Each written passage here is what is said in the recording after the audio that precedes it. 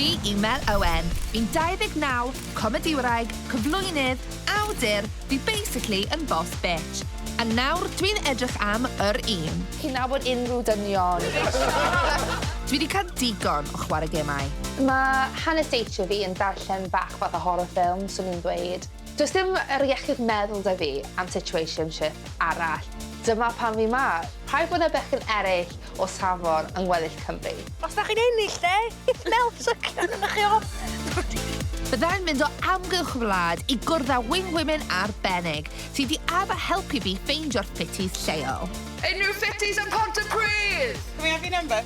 So mae'r boes ma'n barod. Mae skills siglo ti de? We don't kind of lick big ladies. Gyda. Drwy carry Mel Owen. Come on, don't be shy. Come on down. Weird question. Ti'n sengl? Felly, Ffitis Cymru, gobeithio bod chi'n barod. Dwi ar y ffordd.